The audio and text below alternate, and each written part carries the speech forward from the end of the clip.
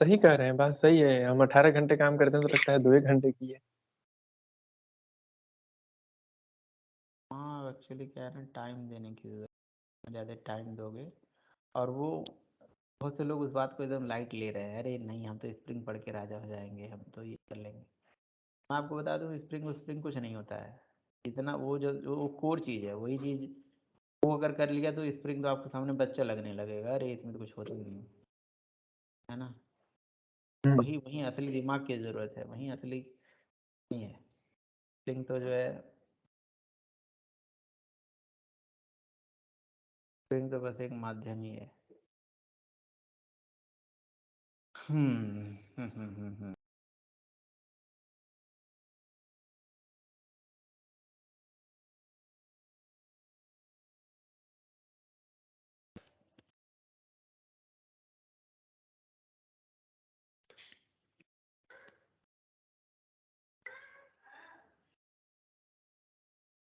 ठीक है।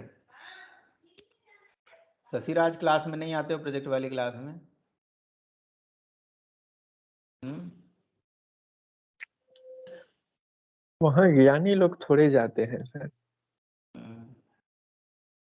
ठीक है, कल का इंतजार कल का इंतजार जो है करेंगे, है ना। जो नहीं आएगा ना कल में, फिर उसको हम ग्रुप से निकाल ही देंगे। देखते कौन कौन नहीं है, जो भी नहीं रहेगा क्लास में वो उसको जो है उसका जो खैर नहीं है उसमें। अब बहुत हो गया। बहुत बढ़िया कह रहे हैं सर। दिखा दिया जाएगा कल।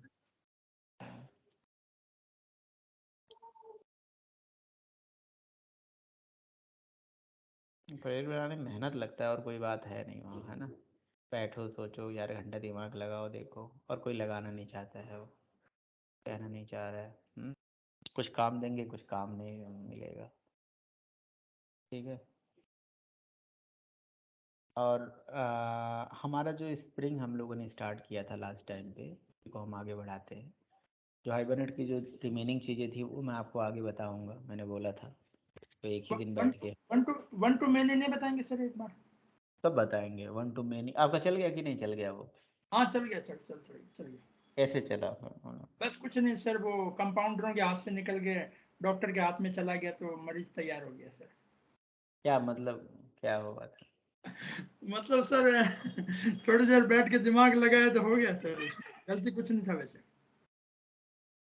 क्या प्रॉब्लम क्या था मतलब? कुछ नहीं था सर, मैंने कहा ना उसको वापस रीबिल्ड किया मैंने, और क्लीन करके रीबिल्ड किया, वो चल गया था सर। उसमें वो पुराना जो मित्रों ने जो डिपेंडेंसी वगैरह लगवाई थी वो सारा हटा के मेरा पुराना वाला लगाया, वो सब काम कर गया सर। नहीं, बात वो नहीं है, बात ये है कि आप पुरानी डिपेंडेंसी पे काम नहीं करेंगे। देखिए मैं अभी, मतलब जब इंडस्ट्री में काम होता है ना, आप जब कोई भी प्रोजेक्ट बनाते कोई काम करते हो तो बिल्कुल ठोकते हैं हर एक बात पे। मतलब जैसे हम जब प्रोजेक्ट बनाते हैं ना, काम करते हैं, तो हम उसको अप्रूवल के लिए भेजते हैं ऊपर, तो हम बोलते हैं पीआर, पुल रिक्वेस्ट। ठीक है ना, पीआर रेज होता है जब हम प्रोजेक्ट बना के उसको हम अपलोड करते हैं गिट पे, तो उसको एक पुल रिक्वेस्ट उसका रेज होता है। और पीआर हमारा तब तक अप्रूव नहीं होता है जब तक हर चीज़ एकदम प्रॉपर नहीं हो। कि जी वो आपको परेशान करते रहेंगे, वो आपसे कहेंगे कि जी क्या नाम है, लेटेस्ट वर्जन की डिपेंडेंसी डालो। आपने देखा था वहाँ एक वर्ड यूज़ हो रहा था, वनरेबिलिटी। तो जो हाइबरनेट की पुराने वर्जन हैं उनमें वनरेबिलिटी है। वो वनरेबिलिटी की वजह से, वनरेबिलिटी का मतलब क्या है कि वनरेबल कोड है भाई, वो सिक्योर कोड नहीं है। सिक्योर कोड नहीं है वो हैक हो कोड, जाएगा। वो हैक हो जाएगा, वो हैक होने वाला कोड है। तो जो latest dependencies, latest jar file, latest JD की यूज़ करते हैं उसके अपने फ़ायदे भी होते हैं। पुराने में चला लेना, स्विच होना, तो वो तो मुझे उस टाइम पे पता था, वो हम चला लेते। लेकिन पुराने वर्जन पे न चला के हम लेटेस्ट वर्जन पे चलाएंगे, उसको देखिएगा आप कैसे करें। पुराने वर्जन पे तो आप खुद ही कह रहे थे उस दिन चल रहा था। ठीक है। चलिए, फिलहाल आज मैं आप लोगों को पहले कुछ थियोरेटिकल बातें बताता हूँ। थियोरेटिकल बातें पढ़ेंगे तभी हमें जो है प्रैक्टिकल बातें समझ। तो थियोरेटिकल बातों में क्या आता है?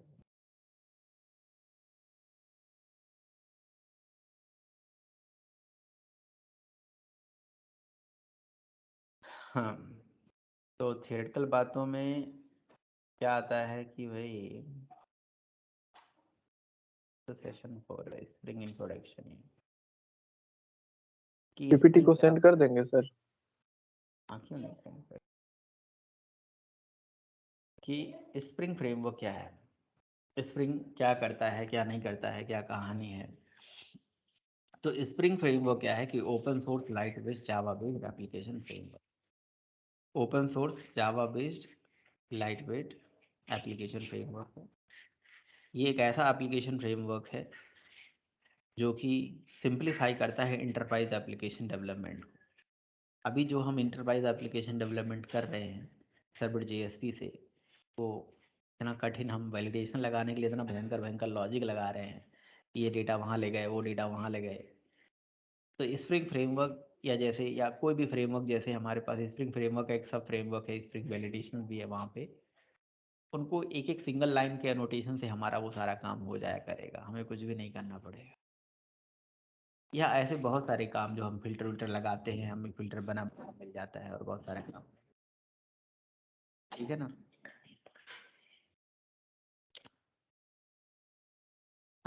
तो कहानी कुछ ऐसा है, कहानी कुछ ऐसा है कि भाई हमारा जो स्प्रिंग फ्रेमवर्क है एक open source light based Java based application framework है जो कि सिंप्लीफाई करता है एप्लीकेशन डेवलपमेंट को, इंटरप्राइज एप्लीकेशन डेवलपमेंट को और आसान बनाने के लिए आया है, ये कठिन बनाने के लिए नहीं आया है। और ये एक्चुअली मिस्टर रूड जॉनसन है ना ने फरवरी 2003 में जो है स्प्रिंग सोर्स के थ्रू, स्प्रिंग सोर्स जो है कोई डॉक कोई कम्युनिटी या क्या है, उन्होंने उसी के थ्रू उसके इसे इम्प्लीमेंट करने की कोशिश करी थी, इसका स्टार्टिंग करा था। रोड जॉनसन ने स्प्रिंग को बनाया था, रोड जॉनसन, रूड जॉनसन, जो भी बोल रहे हैं, ठीक है, जो आपको अच्छा लगे वो बोल दो। तो स्प्रिंग फ्रेमवर्क मतलब जावा के लिए ही नहीं, बाकी और अदर फ्रेमवर्क के लिए भी अवेलेबल है। मतलब स्प्रिंग जो है .NET वाले भी यूज कर सकते हैं स्प्रिंग को, जावा ही नहीं, जावा के अंदर नहीं, .NET में भी यूज करा जा सकता है। और ये फ्रेमवर्क जो है जावा प्लेटफॉर्म प्रोवाइड करता है। अच्छा, ये स्प्रिंग फ्रेमवर्क क्या प्रोवाइड करता है, एक comprehensive infrastructure support for the development application. मतलब एक एप्लीकेशन डेवलपमेंट को आसान करने के लिए एक कंप्लीट फ्रेमवर्क, एक कम्प्रिहेंसिव इंफ्रास्ट्रक्चर तैयार करता है जिसमें किसी ऑब्जेक्ट को बनाने से लेके उस ऑब्जेक्ट को गार्बेज कलेक्शन तक लेके उसको पूरा उसकी लाइफ साइकिल से लेके सब कुछ वो मैनेज करके आपको देता है, ठीक है। और ये जो फ्रेमवर्क है ये एक जनरल पर्पस फ्रेमवर्क है that provide the facility of object management. पूरे ऑब्जेक्ट की कहानी को मैनेज करके रख देगा। अभी जो लास्ट टाइम पे हम लोगों ने एक प्रोजेक्ट बनाया था ना, जिसमें हमने क्या करा, हमने एक रिमोट बनाया, नहीं टीवी बनाया था, ठीक है, एक क्या बनाया था यार, सूर्या बल्ब बनाया था, बल्ब इंटरफेस बनाया, फिर उसकी बल्ब। इम्प्लीमेंटिंग क्लासेस 2 बनाया, LG बल्ब, सूर्या बल्ब, फिर एक बल्ब सर्विस बनाई, और उस बल्ब सर्विस की इम्प्लीमेंटिंग, बल्ब सर्विस को यूज करने वाला बंदा था क्लाइंट, है ना। तो वहां पे कहानी कुछ ऐसा होता था कि भाई बल्ब इंटरफेस को जो है कोई भी क्लाइंट अपने अपने हिसाब से कॉल करता था, चलाता था, है ना। अच्छा, अगर बल्ब सर्विस में मैं सूर्य बल्ब का ऑब्जेक्ट मेंशन कर देता था तो सूर्य का क्लाइंट को सूर्य बल्ब का सर्विस मिलने लगता था, LG मेंशन कर देने से LG का सर्विस मिलने लगता था, राइट। तो वो भी काम ये आसान करके देता है। वो कहता है कि स्प्रिंग फ्रेमवर्क कहता है कि वो जो ऑब्जेक्ट बनाने की जिम्मेदारी, मतलब आपको याद है बहुत पहले मैंने एक बार आपको एक कंसेप्ट पढ़ाया था, procedural oriented, object oriented and aspect oriented, 3 बातें बताया था ना। तो प्रोसीजरल ओरिएंटेड में जो होता था वहां पे ऑब्जेक्ट हमारी जिम्मेदारी होती थी बनाना, और ऑब्जेक्ट ओरिएंटेड में ऑब्जेक्ट बना बनाया हमें मिल जाता था। लेकिन ये जो स्प्रिंग है इसमें एक एस्पेक्ट ओरिएंटेड का फंडा आता है जिसमें ऑब्जेक्ट बनाने की जिम्मेदारी हमारी है ही नहीं। बस हम बता देंगे कि भाई एक में हमें खाना बना के खाना है, एक में हमें रेडीमेड मिल जाता था, और एक में हमें कुछ करना नहीं है, ऑर्डर कर देना है हमारे पास आ जाएगा। वही ऑर्डर वाला चीज है यहाँ पे आ जाता है स्प्रिंग फ्रेमवर्क के अंदर। तो spring framework simplify, spring framework एक जनरल पर्पस फ्रेमवर्क है जो फैसिलिटी प्रोवाइड करता है ऑब्जेक्ट मैनेजमेंट की। सारी ऑब्जेक्ट को मैनेज करना, ऑब्जेक्ट बनाना, ऑब्जेक्ट को रिटर्न करना, सब आप बस एक सिंगल लाइन में काम कर दो, हो जाएगा। तो आपको अगर सपोज करो LG बल्ब चाहिए तो आप कोड में जाके LG लिखते थे, सूर्य चाहिए सूर्य लिखते थे, वो कोड में जा जाके बार बार चेंज करना, वो स्प्रिंग फ्रेमवर्क कहता है कि ये तो ये टाइटली कवर्ड एप्लीकेशन मानता है, पता है। हम लोग तो इस तरह के कोड बहुत अच्छा मान लेते हैं कि एक एम्प्लॉय बनाया, एक एड्रेस बनाया, एम्प्लॉय में एड्रेस का ऑब्जेक्ट बनाया, तो ये सब कुछ बढ़िया चल रहा है। नहीं, स्प्रिंग कहता है ये एक टाइट कपल्ड एप्लीकेशन है, क्योंकि अगर एम्प्लॉय में एड्रेस का ऑब्जेक्ट बना रहे हो, कभी एड्रेस को एक नया एनवायरनमेंट में ले जाओगे या एम्प्लॉय को नया एनवायरनमेंट में ले जाओगे तो एड्रेस भी लेके जाना पड़ेगा। ठीक है, तो ये भी एक टाइटली कपल्ड एप्लीकेशन मानी जाती है। स्प्रिंग फ्रेमवर्क कहता है कि नहीं, ये सब कुछ आसान हो जाएगा। कैसे, तो देखेंगे कैसे। फिर आज स्प्रिंग जो है, स्प्रिंग फ्रेमवर्क जो है एक किसी सिंगल फ्रेमवर्क नहीं है। तो स्प्रिंग फ्रेमवर्क में बहुत सारे फ्रेमवर्क का एक single framework, can say that spring framework of frameworks है। ये फ्रेमवर्क ऑफ फ्रेमवर्क्स है, कई फ्रेमवर्क को मिला के एक सिंगल फ्रेमवर्क बनाया गया है, क्योंकि इसके अंदर वो सारा फीचर है। जैसे आपको हाइबरनेट नहीं यूज करना है तो स्प्रिंग का खुद का ORM है, उसे यूज करो। JDBC यूज नहीं करना है तो स्प्रिंग JDBC टेम्पलेट यूज करो। अगर आप सर्विसेज चलाना चाहते हैं, scheduler, Ajax, EJB, JSF, MVC, है ना, जो स्टर्ट से MVC यूज करते थे वो भी यहाँ यूज करते हैं, तो स्टर्ट यूज करने की जरूरत ही नहीं है ना। जब हमसे आप बात करते हो तो हम आपसे बोलते हैं कि हम आपको स्टर्ट्स भी बताएंगे, स्टर्ट्स में भी MVC होती है ना। आजकल इंडस्ट्री में दो चीज चलती है, या तो कहीं स्टर्ट्स विद हाइबरनेट चलता है या तो स्प्रिंग विद हाइबरनेट चलता है। तो स्टर्ट्स जो MVC है उसका भी फैसिलिटी ये देता है, ठीक है, और बाकी ऑब्जेक्ट को मैनेज करने का तो देता ही देता है। तो इस तरह से कहीं ना कहीं ये फ्रेमवर्क ऑफ फ्रेमवर्क है, जो बहुत सारे फ्रेमवर्क का एक सिंगल फ्रेमवर्क है, बहुत तरह की सर्विसेज हमें प्रोवाइड करके देता है। ठीक है, अच्छा जी। उसके अलावा स्प्रिंग फ्रेमवर्क जो है मतलब इसका जो सबसे मतलब कोर होल सोल है जो है वो है डिपेंडेंसी इंजेक्शन और इन्वर्जन ऑफ कंट्रोल। ये इसका मेन प्रिंसिपल है जिस पे ये काम करता है। इसका कोर मॉड्यूल का सबसे होल सोल है यही है। तो इसका कोर प्रिंसिपल वही डिपेंडेंसी इंजेक्शन और इन्वर्जन ऑफ कंट्रोल पे भी ये वर्क करता है। ये क्या होता है हम पढ़ेंगे। ठीक है, फिलहाल अगर हम 2002 की बात करें तो इसका फर्स्ट वर्जन लॉन्च हुआ था, है ना। और फिर 2003 में जो है स्प्रिंग का अपाचे लाइसेंस के थ्रू लॉन्च हुआ था। स्प्रिंग फ्रेमवर्क 1.0 जो है वो मार्च 2004 में लॉन्च हुआ। फिर 2006 में मतलब स्प्रिंग 2 आया, जिसमें हम एप्लीकेशन डेवलपमेंट को कॉन्फ़िगरेशन फाइल के थ्रू रिप्रेजेंट करते थे। फिर 2007 में जो है स्प्रिंग फ्रेमवर्क में एनोटेशंस आया स्प्रिंग 2.5 के अंदर। और 2012 में स्प्रिंग फ्रेमवर्क के अंदर बहुत सारी चीज़ों का सपोर्ट हुआ, जिसमें हाइबरनेट का सपोर्ट, हाइबरनेट 4 का सपोर्ट हो गया, सॉरी, ठीक है ना, जावा 7 का और सर्वर 3 का, और मिनिमम जावा वर्जन 1.5 होने लगा। मतलब पूरा एनोटेशन बेस्ड हो गया। मतलब स्प्रिंग 2 और स्प्रिंग 3 में जो मेन डिफरेंस है वही सर्वर 2 और 3 का डिफरेंस है, कि 2 में जो है XML बेस्ड कॉन्फ़िगरेशन होता था, 3 में पूरा एनोटेशन बेस्ड कॉन्फ़िगरेशन आ गया जब एनोटेशन इंप्लीमेंट हो गया तो। और स्प्रिंग 4 के अंदर जो है जावा 8 का सपोर्ट दे दिया गया। फिर आपका जो है स्प्रिंग बूट 2014 से लॉन्च हो गया, जो स्प्रिंग फ्रेमवर्क के ही काम को और आसान करने के लिए ये कह सकते हो स्प्रिंग फ्रेमवर्क का ही एक अपने आप में एक फ्रेमवर्क है, जो और मतलब आप स्प्रिंग फ्रेमवर्क के काम को करने आसान करने के लिए बनाया गया। बाकी बेनिफिट क्या है स्प्रिंग फ्रेमवर्क का, तो देखिए स्प्रिंग फ्रेमवर्क के बहुत सारे बेनिफिट, ये तो इंट्रोडक्शन था। तो स्प्रिंग फ्रेमवर्क के जो ये इतने सारे बेनिफिट्स हैं, मतलब कई सारे बेनिफिट है, बेनिफिट तो खैर हम गिना ही नहीं सकते हैं। तो उसमें जो सबसे पहला बेनिफिट है वो है नॉन इंट्रेंसिव। तो नॉन इंट्रेंसिव का मतलब होता है दैट योर एप्लीकेशन को doesn't need to depends on the Spring framework directly. आप जो है स्प्रिंग फ्रेमवर्क पे डायरेक्टली डिपेंड नहीं करते। Spring framework doesn't force the programmer to inherit any class और इम्प्लीमेंट एनी इंटरफेस। मतलब कहने का मतलब ये नॉन इंट्रेंसिव है। नॉन इंट्रेंसिव का मतलब होता है कि जैसे मान लीजिए कि जैसे आपको सर्वर का प्रोग्राम बनाना है तो आपको सर्वर इंटरफेस से इम्प्लीमेंट करो और प्रोग्राम बनाओ, ठीक है। अगर आप सपोज करो कि आप थ्रेड बनाना है तो थ्रेड के आपके इनहेरिट करो, थ्रेड बनाओ, है ना। ड्राइवर को यूज करने के लिए इंटरफेस को इम्प्लीमेंट करो, ड्राइवर बनाओ। बट इन स्प्रिंग फ्रेमवर्क कहता है कि भैया हम नॉन इंट्रेंसिव है, मतलब हमारे पास हम आपको फोर्स नहीं करते कि हमारे लिए कोई क्लास या कोई स्पेसिफिक इंटरफेस को आप यूज करो। हमारे लिए कोई ऐसी स्पेसिफिक क्लास या स्पेसिफिक इंटरफेस नहीं दिया गया है जिसको आपको इम्प्लीमेंट करना और प्रोग्राम बनाना है, नहीं, कोई ऐसा जरूरी नहीं, ठीक है ना। हम हमारे पास हाँ कुछ कॉन्फ़िगरेशन तो जरूर है हमारे पास जो हमें फॉलो करना है, और डिपेंड करता है कि आप एक्सएमएल बेस्ड यूज कर रहे हो या एनोटेशन बेस्ड यूज कर रहे हो। अगर एनोटेशन बेस्ड यूज कर रहे हो तो आपको कुछ भी करने की जरूरत नहीं है। बाकी ये लूज कपलिंग की भी फीचर देता है, ठीक है ना, लूज कपलिंग भी फीचर देता है। जो लूजली कपल्ड एप्लीकेशन यहाँ पे डिपेंडेंसी इंजेक्शन से हो पाता है, ठीक है। तो ये डिपेंडेंसी इंजेक्शन क्या होता है हम करेंगे डिस्कस। और बाकी ये एस्पेक्ट ओरिएंटेड का भी फीचर देता है। और स्प्रिंग फ्रेमवर्क जो है बहुत सारे एग्जिस्टिंग फ्रेमवर्क को ऑलरेडी यूज करता है। इसके अंदर हमारे ऑब्जेक्ट्स को मैनेज करने का, हैंडल करने का एक बहुत ही बढ़िया रन टाइम एनवायरनमेंट है जिसको हम कंटेनर बोलते हैं। और वो कंटेनर बहुत ही लाइट वेटेड है जो कि हमारे ऑब्जेक्ट्स को मैनेज करता है और कहीं ना कहीं हमारी मेमोरी को ऑप्टिमाइज करता है, ठीक है ना। ठीक, तो और स्प्रिंग फ्रेमवर्क क्यों हम यूज करें, स्प्रिंग फ्रेमवर्क तो आप इसलिए यूज करो, तो पहले तो आप ये स्प्रिंग फ्रेमवर्क का अलग अलग मॉड्यूल्स देखो। ये मॉड्यूल्स न दिखा के मैं सीधे इस वाले पे ले आ रहा हूँ। यहाँ पे आप देखिए, ये स्प्रिंग फ्रेमवर्क के अलग अलग मॉड्यूल्स है, ठीक है, आपने शायद ये देखा होगा कहीं। तो इसके बहुत सारे अलग अलग मॉड्यूल्स हैं, जैसे टेस्ट मॉड्यूल है, कोर मॉड्यूल है, डेटा इंटीग्रेशन मॉड्यूल है, वेब मॉड्यूल है, बाकी AOP, एस्पेक्ट, इंस्ट्रूमेंटेशन, मैसेजिंग, देख रहे हो बहुत सारे मॉड्यूल है यार, ठीक है। शायद हमारा उम्र बीत जाएगा इसको पढ़ने पढ़ते पढ़ते, ठीक है। इतने सारे मॉड्यूल्स हैं इसके अंदर। और देखो वैसे तो सिंपल सिंपल जानना है तो सब में जान लो कि इसमें क्या होता है क्या नहीं होता है, लेकिन जो सबसे नीचे मॉड्यूल है वो कोर मॉड्यूल, और कोर मॉड्यूल का होल सोल भी टेस्ट है, जहाँ टेस्टिंग पर्पस के लिए यूज़ करा जाता है टेस्ट मॉड्यूल। मतलब स्प्रिंग फ्रेमवर्क के थ्रू आप टेस्टिंग के भी फ्रेमवर्क्स डेवलप कर सकते हो, टेस्टिंग पे भी काम कर सकते हो, ठीक है। बाकी इसके कोर मॉड्यूल्स में बीन आ जाता है, कोर, कॉन्टेक्स्ट, SPEL, इस तरह की चीज़ें हैं।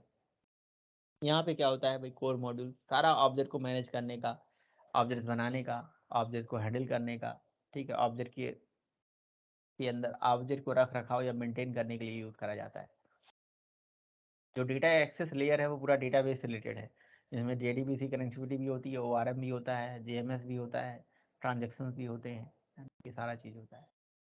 अब ये JMS वगैरह आपने नहीं सुना है कभी, ये मैसेजिंग के लिए यूज़ होता है, और मैसेजिंग बहुत इंपॉर्टेंट होती है कि जब भी रियल टाइम पे एप्लीकेशंस कोई भी चलती है तो वहाँ पे बहुत सारे मैसेजेस ह्यूज अमाउंट में आते हैं।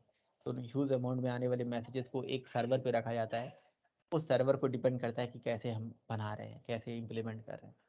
तो पहले ये सारा काम JMS से होता था, बट अब यही सारा चीज़ काफका वाफका से होता है। काफका हो गया या आप RabbitMQ, बताएंगे क्या सर? बता देंगे, बता देंगे। मतलब मतलब बहुत का बुलवा लो अभी तुरंत, है बताएंगे, नहीं बताएंगे, नहीं बताएंगे।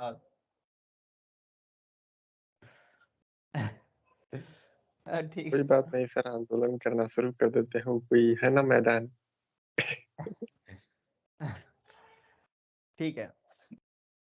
देखिए बहुत कुछ आएगा जावा में, जो देखो आप थोड़ा सा पढ़ने का लेवल अपना चेंज करो थोड़ा सा, मतलब हुआ है आपने हमारे साथ रह के बहुत सारी चीज़ें आपको पता चला है, फर्क पड़ा है आप लोगों के अंदर, आपको भी रियलाइज होता होगा। धीरे धीरे धीरे लेवल ऐसा चेंज करो कि दुनिया में कुछ भी हो साला हम कुछ खुद पढ़ के खुद भी खोज लेंगे, खुद ही पढ़ लेंगे। सही बता रहा हूँ मैं, ऐसा ना डिपेंड नहीं रहो, हर चीज़ हम यही बताएंगे तभी हम सीखेंगे, और बहुत सारी चीज़ आप लोगों ने किया भी अपने मन से, करते भी हो, ऐसा नहीं। मतलब मैं एक बात कह रहा हूँ, देखो मेरा काम क्या है कि हाँ मतलब जहाँ पे फंसोगे जिस भी जगह पे, जो ठीक है सर ये चीज़ हमारा फंस रहा है, ये चीज़ ऐसे है, वो चीज़ ऐसे है, तो वो मैं आपको हेल्प कर सकता हूँ। लेकिन कोशिश करोगे तो सब आप कर लोगे, है ना। और 1000 1 लाख चीज़ें ऐसी आएंगी। अभी तो आप स्प्रिंग फ्रेमवर्क पढ़ रहे हो, मान लो कल को नया भी फ्रेमवर्क कुछ आता है, अगर मान लो ये फ्रेमवर्क आपने पढ़ लिया तो दुनिया का कोई भी फ्रेमवर्क पढ़ लोगे, ये भी मैं गारंटी देता हूँ। क्योंकि इसी से मिलते जुलते और भी फ्रेमवर्क है इंडस्ट्री में यूज़ होते हैं। कोई ज़रूरी नहीं कि किसी कंपनी स्प्रिंग यूज़ करे, कोई ज़रूरी नहीं कोई कंपनी हाइबरनेट यूज़ करे। मैं आपको बताऊँ ORM बेस्ड बहुत सारे सोल्यूशंस हैं, और जो जो काम स्प्रिंग करता है उसी तरह से और भी मार्केट में फ्रेमवर्क्स हैं, वो भी यही काम करके आपको देती, ठीक है। तो उसे भी करना पड़ सकता है आपको, और कंपनी में उसकी भी ज़रूरत पड़ सकती है, ठीक है ना। आपने नाम भी नहीं सुने होंगे उनके, ठीक है, हमने भी नहीं नाम सुने होंगे, ठीक है, फिलहाल। लेकिन वो सब इसी से मिलते जुलते, इसी से इंस्पायर्ड होके आए होंगे, ठीक है। अब जैसे मैं कुछ दिन पहले देख रहा था, जैसे हम मैवन पढ़ते हैं, मैवन में हम सब काम करते हैं, मैंने नोड में देखा, तो जो मैवन में जो भी काम हम करते हैं वही नोड में काम, जैसे हम यहाँ मैवन इंस्टॉल क्लीन बिल्ड करते हैं, वहाँ npm इंस्टॉल करते हैं, क्लीन करते हैं, बिल्ड करते हैं, उनका भी रिपोजिटरी होता है, हमारा भी रिपोजिटरी होता है, हमारे यहाँ पॉम होता है, उनके यहाँ भी ऐसे ही कुछ टर्मोलॉजी होती है। तो बस सारी चीज़ें वही मिलती जुलती हैं, आगे चल के जब देखोगे तो आप सब रिलेट करके पढ़ पाओगे। हर टेक्नोलॉजी जो है कंसेप्ट वही रखती है, बस अपना टर्मोलॉजी बदल देती है कई बार। सर ये काफका क्या होता है? हाँ, ये मैसेजिंग टूल, मैसेजिंग टेक्निक है। अगर कहीं से भी ह्यूज अमाउंट में मैसेजेस आ रहा है, ह्यूज अमाउंट में डेटा आ रहा है, तो उस डेटा को अपने पास संभाल के रख लेती है। वहाँ पे उसके टॉपिक होते हैं, उन टॉपिक्स पे वो डेटा पड़ जाता है, और टॉपिक के नेम से हमें कनेक्टिविटी करके वो डेटा को कंज्यूम कर लेना होता है। तो एक होता है प्रोड्यूसर, वो कुछ उसमें कंज्यूमर होता है। प्रोड्यूसर प्रोड्यूस करता है मैसेजेस, और एक कंज्यूमर होता है जो उस काफका के टॉपिक से मैसेजेस निकाल लेता है। तो काफका एक काइंड ऑफ सर्वर होता है, जिसमें मतलब एक एप्लीकेशन सर्वर होता है, एप्लीकेशन सॉफ्टवेयर होता है, जहाँ पे डेटा स्टोर हो जाता है, ह्यूज अमाउंट का डेटा जो है उसके पास स्टोर हो जाता है। ठीक है, तो फिलहाल उसके बारे में बाद में बात करेंगे। अभी यहाँ पे आते हैं यार।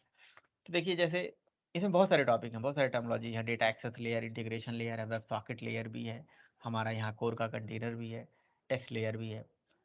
तो जो अगर हम हाइबरनेट के पूरे आर्किटेक्चर, सॉरी स्प्रिंग पे हम पूरे आर्किटेक्चर की बात करें, तो स्प्रिंग में बहुत सारी चीज़ें हैं, बहुत सारा कंसेप्ट आ जाता है।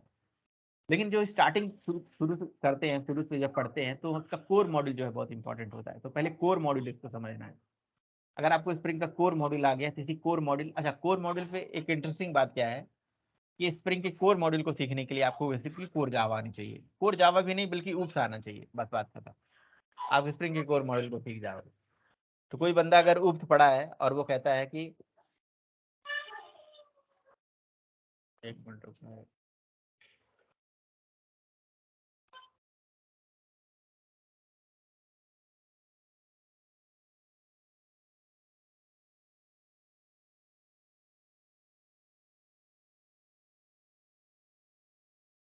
ठीक है। स्प्रिंग के कोर मॉड्यूल को सीखने के लिए बस आपको समझ लो कि कोर जावा आनी चाहिए। अगर कोर जावा आपको आती है, ऊप्स आता है बेसिकली, ठीक है, ऊप्स के बेसिस पे आप इसका कोर मॉड्यूल सीख सकते हो, जिनमें कुछ बीन्स आते हैं।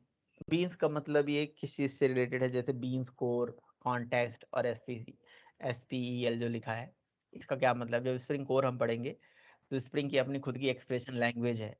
तो उस एक्सप्रेशन लैंग्वेज के माध्यम से हम क्या करेंगे, किसी बीन के ऑब्जेक्ट को स्टोर करना, फेच करना, ये सब करेंगे। और जो कॉन्टेक्स्ट है वो बेसिकली वो एरिया होता है, वो जगह होता है जहाँ पे हमारा स्प्रिंग हमारे ऑब्जेक्ट को संभाल के रखता है। समझ रहे हो, कॉन्टेक्स्ट में जो है हमारा स्प्रिंग का ऑब्जेक्ट जो है मैनेज कराया जाता है, रखा जाता है। ठीक है, बाकी हमारे पास बीन नाम का यहाँ पे इंटरफेस होता है, जिसमें बीन फैक्ट्री एप्लीकेशन कॉन्टेक्स्ट करके क्लासेस होती हैं, जिनको यूज़ करके हम बेसिकली स्प्रिंग के कंटेनर से बोलेंगे कि भैया हमें ऐसे ऐसे डेटा निकालना है, ऐसे ऐसे यूज करना है, वटेवर। तो कहानी कुछ इस तरह से है ना कि मतलब फ्रेमवर्क में तो बहुत सारी चीज़ें हैं, बट कोर मॉड्यूल में बेसिक चीज़ें सीखेंगे। और पहले कोर मॉड्यूल की बात कर ले, बाकी चीज़ों को सीखने का कोई मतलब नहीं है अभी। बाकी चीज़ें भी सीखेंगे, बट अभी उनका कोई मीनिंग नहीं है जब तक कि हमें कोर मॉड्यूल नहीं समझ में आ जाता। तो स्प्रिंग के कोर मॉड्यूल से ही स्टार्ट करते हैं पढ़ाई, और सब लोग वही करते हैं।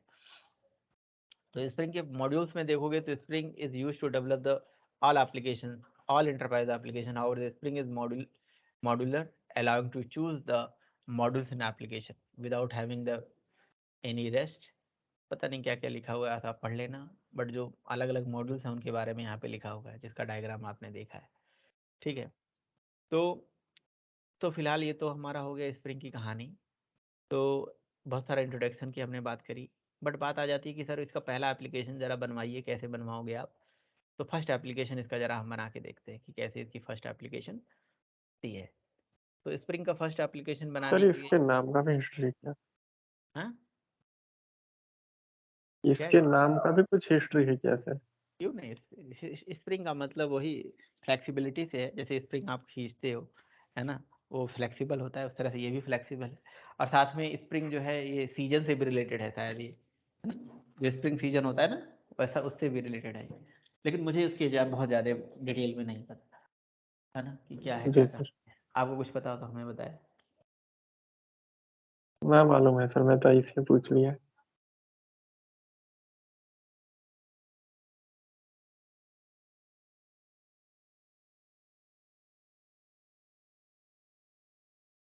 ओके,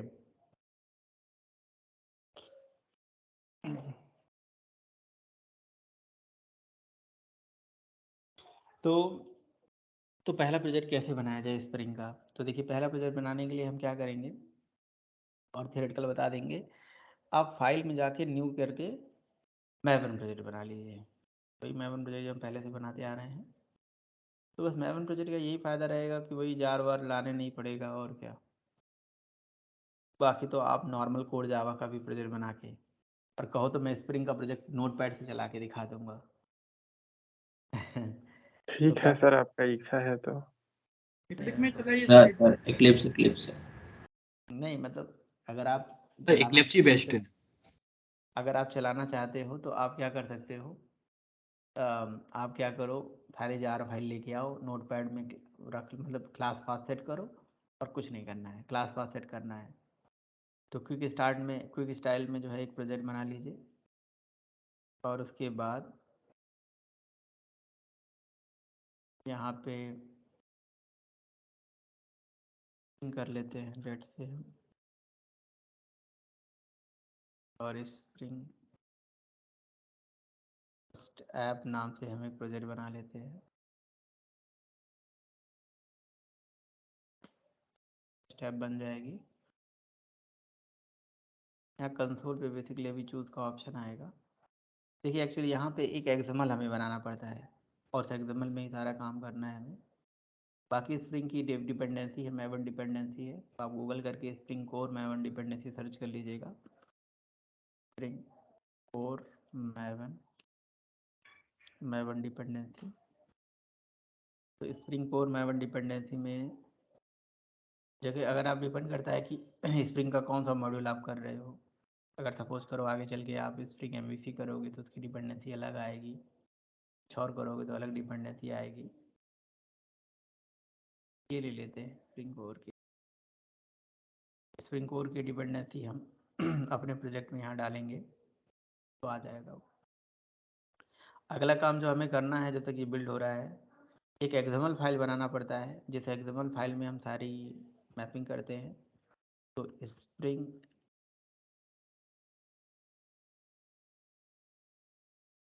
जिसको हम एप्लीकेशन कॉन्टेक्स्ट एक्सएमएल फाइल बोलते हैं, कुछ भी बोल दीजिए, नाम कुछ भी रख दीजिए, उसमें कोई मैटर नहीं करता है। तो इस तरह का एक एक्सएमएल फाइल होती है, जिस एक्सएमएल फाइल में हम सारा कहानी लिखते हैं, है ना, कि कैसे कैसे स्प्रिंग को क्या क्या चीज़ें मैनेज करना है, अपने बीन की सारी डिटेल। देखिए बहुत ही सिंपल है स्प्रिंग, मतलब कोर मॉड्यूल तो सिंपल है अगर आप समझोगे तो। यार इसमें बड़ा ताम झाम कर दिया इन्होंने। सर ये आपका लास्ट टाइम भी 33 पे स्टक हो गया था। हो गया था लेकिन आप पिछले क्लास में थे नहीं ना, हम सॉल्व कर दिया था हमने। अच्छा तो इसमें क्या करना होता है ना कि हमें अपने क्लासेस का जो हम वो बल्ब सर्विस और दुनियादारी सब बना रहे थे ना, तो आप मुझे दे दीजिए वो जो सारा चीज़ बनाया था ना, बल्ब सर्विस बनाया था और वो सारा बनाया था। अब उसको हम स्प्रिंग से करेंगे, दोगे क्या आप? सर शशि करे थे सर मैंने। ओ मिस्टर शशि, यस सर, दे रहा हूँ सर। पहले दे लीजिए फिर बोलिए।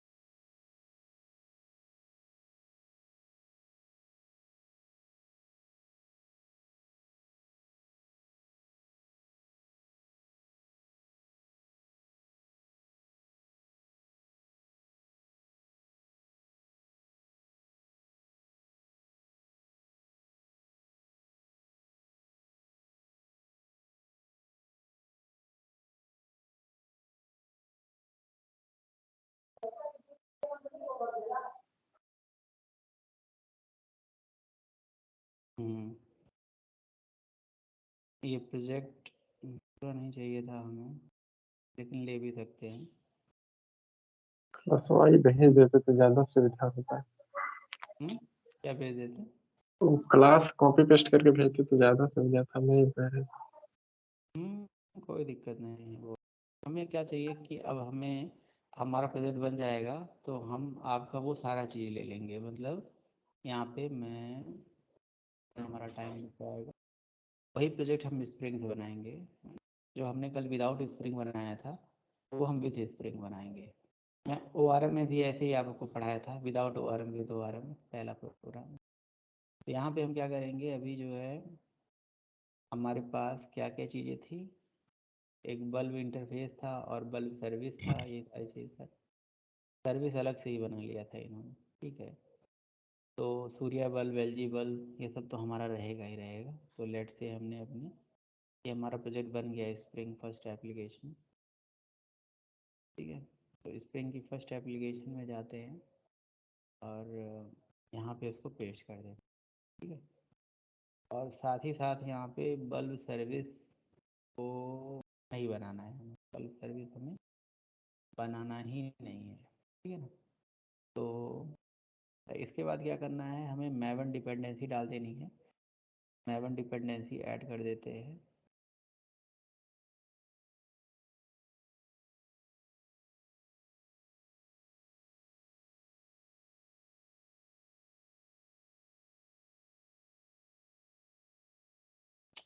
कहाँ से, मैंने यहाँ से लिया। तो स्प्रिंग के मैवन की डिपेंडेंसी, ये कोर मॉड्यूल की मैवन डिपेंडेंसी, तो आप यहाँ पे ऐड कर दीजिए, सेव कर दीजिए। सर डाले थे ना इसे से, इसे शायद डाले थे ना।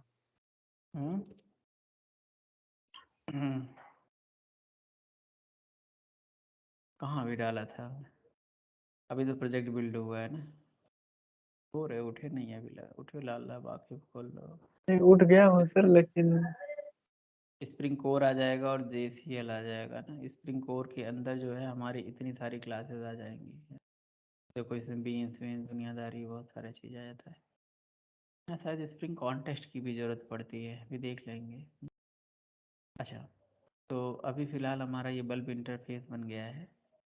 और देखिए स्प्रिंग जो है किसी इंटरफेस या क्लास से एक्सटेंड नहीं करवाएगा हमें, ठीक है। ये हमारा बल्ब इंटरफेस की इम्प्लीमेंटिंग क्लास बन चुकी है। एरर क्यों आ रहा है, ये रिमूव ओवरराइड करने के लिए क्यों कह रहा है। जावा 5 यूज कर रहा है ना, तो उस टाइम पे एनोटेशन नहीं था, ऐसा क्या, इसलिए। ओके ठीक है, कोई बात नहीं। अच्छा, अब हमें एक यहाँ पे एक एक्सएमएल फाइल बनाना है। वैसे तो एक्सएमएल फाइल कहीं रख सकते हो, बट एक्सएमएल फाइल को लिखने का तरीका रिसोर्सेज ही होता है।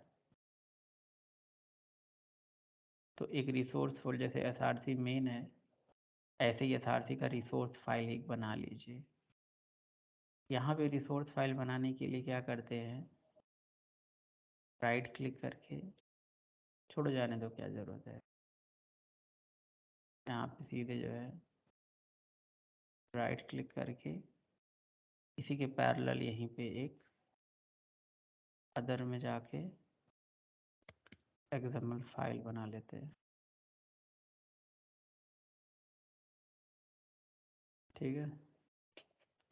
एक्सएमएल लिखना चाहिए था मुझे, तो एक्सएमएल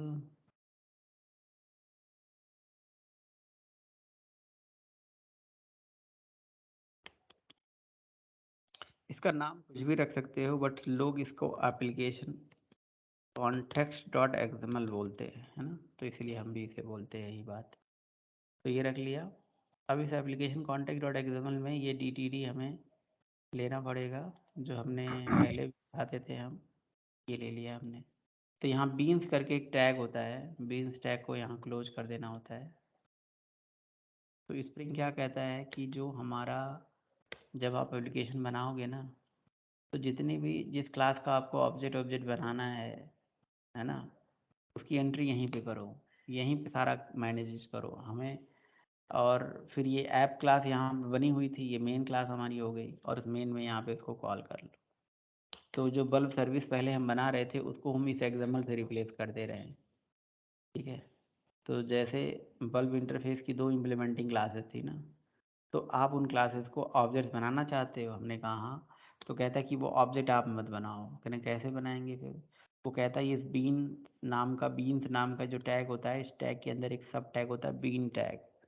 तो यहाँ पे बीन लगाइए और बीन की क्लास का नाम दे दीजिए यहीं पे। तो बीन की क्लास का नाम, लेट से हमें LG का ऑब्जेक्ट बनाना है, जो कि com.spring में पड़ा हुआ है। तो com.spring में अगर हमें LG का ऑब्जेक्ट बनाना है, LG बल्ब, तो LG बल्ब लिख दो, और उसके बाद यहाँ पे उसकी ID दे दो, ठीक है ना। ID में लेट से हमें LG बल्ब लिख दिया, ठीक है ना। लिखने से आपका सारा काम हो जाएगा। ये यूज बिन टैग की तरह है, ये यूज बिन टैग है समझ लो, है ना। ज़्यादा क्या बताऊँ मैं, अब इससे ज़्यादा मैं क्या कहूँ।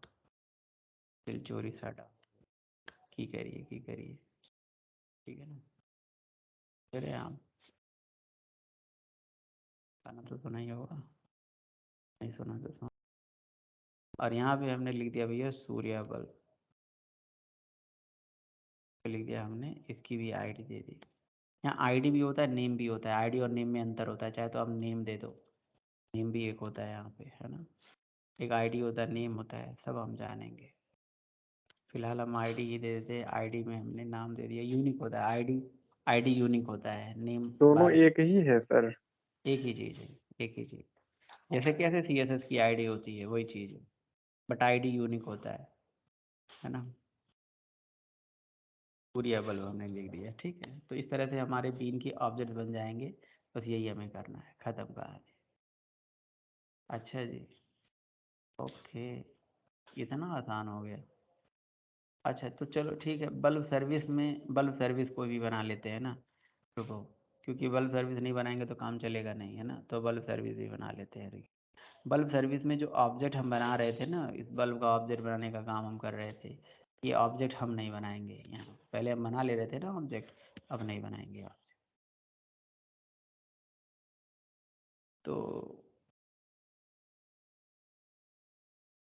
तो जब हम ऑब्जेक्ट नहीं बनाएंगे तो क्वेश्चन है कि फिर इसमें ऑब्जेक्ट आएगा कैसे। तो इसको बना देंगे हम प्राइवेट वेरिएबल। क्या बना देंगे? प्राइवेट। और प्राइवेट वेरिएबल बना के इसका हम बना देंगे, राइट क्लिक कर सोर्स में जाके, अरे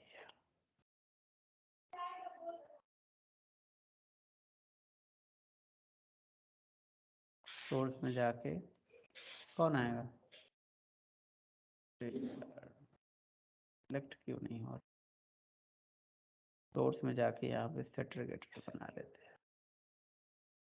हैं, बल्ब का सेटर गेटर बना। तो बस हम इतना बना के छोड़ देंगे, है ना। तो ये सेट बी और वेरिएबल का नाम बल्ब बल्ब लिखना चाहिए यार, है ना। छोड़, ऐसा नहीं लिखना चाहिए। यहाँ पे बल्ब डॉट गेट नेम लिख देते हैं। तो सोर्स में जाके जनरेट सेटर एंड गेटर कर देते हैं। सेट बल्ब गेट बल्ब यहाँ पे आ गया, ठीक है, आ गया ना।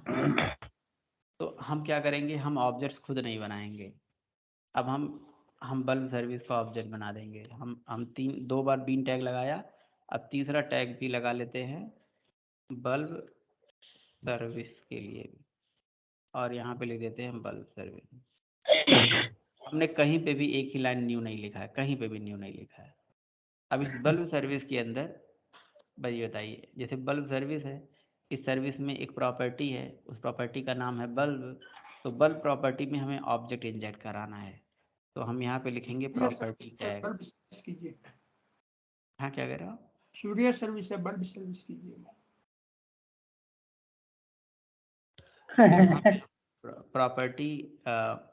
प्रॉपर्टी टैग के अंदर यहाँ पे नेम दे देंगे, प्रॉपर्टी का नाम है बल्ब। अब इस बल्ब नाम की प्रॉपर्टी में मुझे क्या भेजना है, मुझे आईडी भेजना है, रेफरेंस आईडी भेजना है ऑब्जेक्ट की, और ये रेफरेंस आईडी है। तो वही साहब को लिखना है क्या, यहाँ पे लिखना है REF टैग, और REF टैग में आप यहाँ पे दे दीजिए क्या, बीन, और बीन का नाम दे दीजिए, लेट से यहाँ पे LG लिख दिया। तो आपकी जो हमारा LG बल्ब का ऑब्जेक्ट है वो बल्ब सर्विस में जाके इंजेक्ट हो जाएगा, और जब क्लाइंट हमारी एप्लीकेशन को चलाएगा तो उसको LG का सर्विस मिलेगा। कल को आपने कहा कि मुझे सूर्या चाहिए, तो आपको एक्सएमएल में जाके यहाँ चेंज करना पड़ेगा। फिर आपने कहा सर ये तो वही वाली बात हो गई जो काम हम बल्ब सर्विस में जाके करते थे। लेकिन वही बात है कि जो बल्ब सर्विस में जाके आप करते थे ना, वो हार्ड कोडेड था, एक तरह से कोड लेवल पे था, वो रिकमेंड नहीं करते ये वो कहते हैं कि नहीं एक्सएमएल में जाके करो, रेदर देन आप कोड में जाके कर रहे हो। कोड में जाके कर रहे हो तो उससे टाइट कपलिंग हो रही है, यहाँ से करिए लूज कपलिंग होगी, ठीक है, ठीक है। तो फिलहाल हम इस एप्लीकेशन कॉन्टेक्स्ट एक्सएमएल को कॉल करेंगे। कैसे कॉल करेंगे? तो ट्राई कैच तो हर जगह लगाना ही पड़ता है। एक ट्राई कैच हमने लगा लिया और ट्राई कैच लगा के यहाँ पे हम क्या करेंगे, लिख देंगे E dot print stack trace, लिख दिया। अब यहाँ पे क्या करेंगे हम, सबसे पहले एक हमारे पास क्लास होती है बीन फैक्ट्री, एक होती है एप्लीकेशन कॉन्टेक्स्ट। तो हम बीन फैक्ट्री का ऑब्जेक्ट बनाएंगे, फिर एप्लीकेशन कॉन्टेक्स्ट यूज करेंगे। तो बीन फैक्ट्री या एप्लीकेशन नहीं दिख रहा है क्योंकि मैंने इसमें वो डिपेंडेंसी एक और डालनी पड़ेगी। अभी मैंने कॉन्टेक्स्ट की, अभी मैंने कोर की डिपेंडेंसी डाली थी ना, ऐसे ही मुझे सर्च करना है कॉन्टेक्स्ट की डिपेंडेंसी। तो यहीं पे सर्च कर लीजिए, जैसे स्प्रिंग कोर है ना, तो आप लिख दीजिए स्प्रिंग कॉन्टेक्स्ट, ठीक है। तो स्प्रिंग कॉन्टेक्स्ट की भी डिपेंडेंसी डालनी पड़ेगी, कोर और कॉन्टेक्स्ट दोनों ही ऐड करना पड़ेगा तभी ये। तो यहाँ से कॉपी करके ये हमारा कॉन्टेक्स्ट की भी डिपेंडेंसी डाल दिया। तो आप मैवन डिपेंडेंसी में देखोगे तो ये कॉन्टेक्स्ट भी आ जाएगा अभी।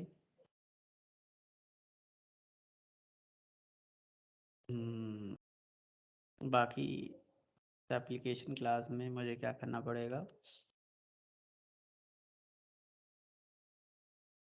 प्रोसेस चल रहा है मुझे लग रहा है, हो गया। देखिए कॉन्टेक्स्ट भी आ गया, बीन भी आ गया, एक्सप्रेशन लैंग्वेज भी आ गई, सब आ गया, ठीक है। अच्छा, इसमें कोई ऐसी डिपेंडेंसी भी होती है जिसको डालने से और भी सब हो जाता है, लेकिन मुझे लग रहा है कि ठीक है, या कॉन्टेक्स्ट डाल दो तो कोर अपने आप आ जाता है, ऐसा कुछ होता है, देख लेंगे आप लोग। अब देखिए यहाँ बीन फैक्ट्री दिखने लगा, ठीक है ना। तो आप क्या लिखेंगे, बीन फैक्ट्री कहीं दिख रहा है, बीन फैक्ट्री रिजॉल्वर दिख रहा है।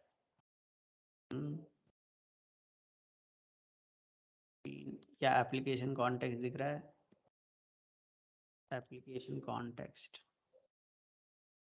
एप्लीकेशन कॉन्टेक्स्ट तो आ गया। तो हमारे पास दो तरह के कंटेनर यहाँ पे अवेलेबल हैं, बीन फैक्ट्री होता है, एक एप्लीकेशन कॉन्टेक्स्ट होता है। तो चलिए मैं एप्लीकेशन कॉन्टेक्स्ट ही यूज कर लेता हूँ, इक्वल्स टू न्यू, और यहाँ पे लिख देते हैं class path application context, class path XML application context, ठीक है। इसको हम देना पड़ेगा अपने एक्सएमएल फाइल की लोकेशन, ठीक है। एक्सएमएल फाइल की लोकेशन हम बता देंगे, दोनों में क्या अंतर है हम पढ़ेंगे, अभी तो स्टार्ट, अभी तो प्रोग्राम बना रहा हूँ जबरदस्ती। तो यहाँ पे दे देंगे हम अपनी application context, application context dot XML, ठीक है। और पहले इसको चला के देख लेते हैं कि एप्लीकेशन कॉन्टेक्स्ट सर टी नहीं है उसमें, कॉन्टेक्स्ट में टी नहीं है।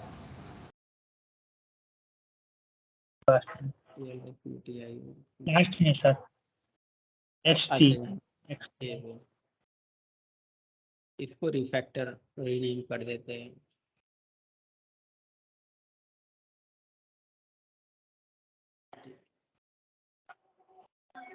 ठीक है। और एप्लीकेशन कॉन्टेक्स्ट का ही मेथड होता है गेट बीन, ठीक है। इसमें बीन की आईडी दे दीजिए जिस ऑब्जेक्ट को रिसीव करना चाहते हैं। तो हमें बल्क सर्विस का ऑब्जेक्ट चाहिए, तो यहाँ पे बल्क सर्विस, ये हमारा बल्क सर्विस हो। एक्चुअली ये सूर्य सर्विस की जगह पे इसका नाम बल्क सर्विस दे देंगे, बल्क सर्विस।